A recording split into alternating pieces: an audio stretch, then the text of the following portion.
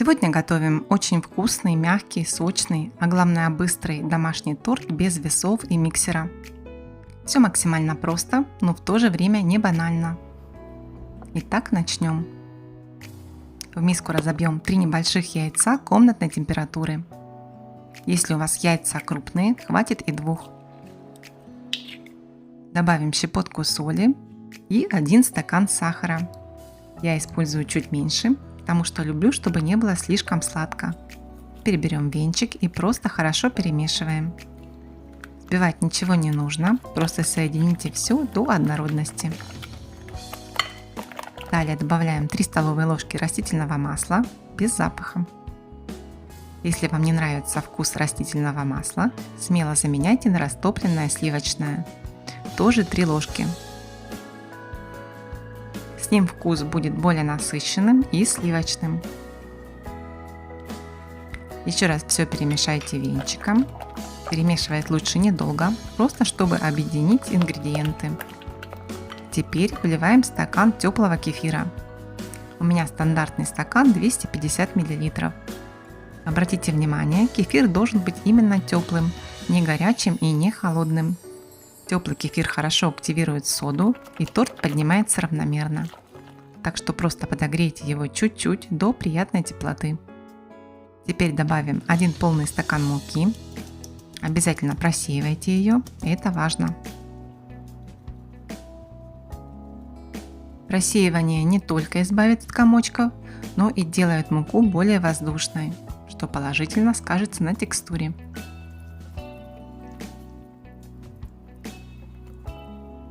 Добавим немного ванильного сахара или ванильного экстракта, что еще лучше.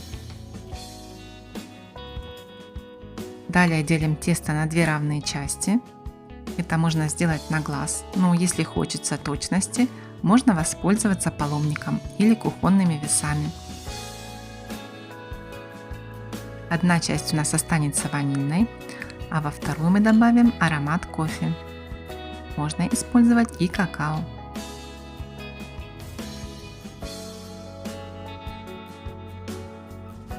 В первую часть добавим 1-2 столовые ложки муки, чтобы уравнять консистенцию.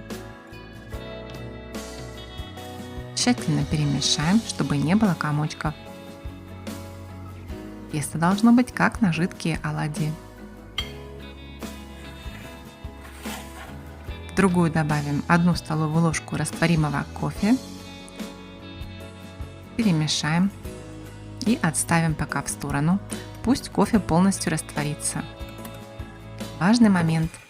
Соду добавляем только перед выпеканием и только в ту часть теста, которую собираемся отправлять в духовку. Всего по рецепту нам нужна 1 чайная ложка соды, то есть по пол чайной ложки в каждую часть. Если у вас нет 2 одинаковых форм, выпекайте поочередно. Просто не добавляйте соду во вторую миску до тех пор, пока не освободится форма. Так мы удалим крупные пузырьки воздуха. Выпекаем при температуре 170-180 градусов Цельсия около 20 минут. Все зависит от вашей духовки, поэтому обязательно проверяйте готовность деревянной шпажкой. Она должна выходить из центра коржа сухой. Когда корж готов, он золотистый, упругий, мягкий. Аккуратно достаем его из формы и перекладываем на решетку, чтобы он немного остыл.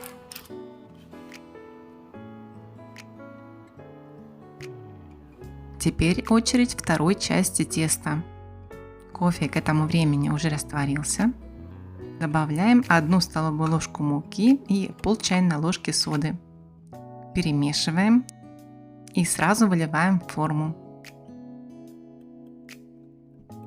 Дно формы застелите бумагой или хорошо смажьте маслом. Отправляем в духовку. Выпекаем также при температуре 170-180 градусов около 20 минут. Срезаем шапочку. Разрезаем каждый корж на 2 части. У нас получится 4 мягких, сочных, без крупных дырок с очень нежной текстурой коржа. Разрезать их удобно длинным тонким ножом. Ну а сейчас приготовим крем. Нам понадобится неполная банка сгущенки, примерно 250-300 мл. Добавим 2 столовые ложки лимонного сока и хорошо перемешаем. Качественная сгущенка от лимонного сока загустеет и станет более плотной. Затем добавим 400 граммов густой отвешенной сметаны и все перемешаем до однородности. Если не любите сметану, можете использовать такое же количество сливочного сыра. Получится тоже очень вкусно. Крем готов. Собираем торт. Каждый корж щедро промазываем кремом.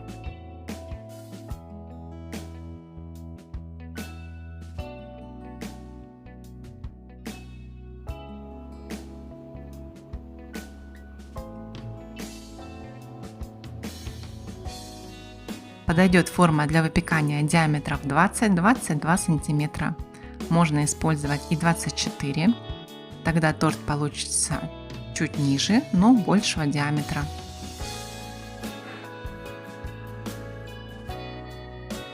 Верх и бока тоже покрываем слоем крема.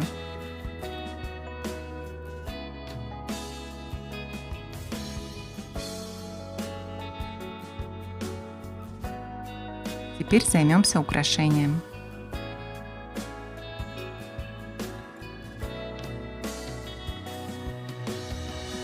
Обрезки от коржей измельчим в крошку. Благодаря тому, что один корж у нас светлый, а другой темный, крошка получается двухцветная и очень красивая.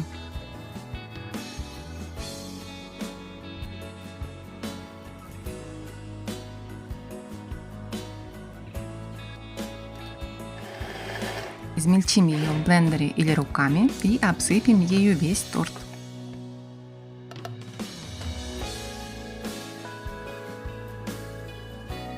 Получается аккуратно и по-домашнему уютно. Если дать торту постоять хотя бы пару часов, он станет еще нежнее и более пропитанным. Но если не терпится, можно пробовать сразу. Я разрезала торт сразу. И посмотрите, он невероятно мягкий, сочный и, поверьте, очень ароматный.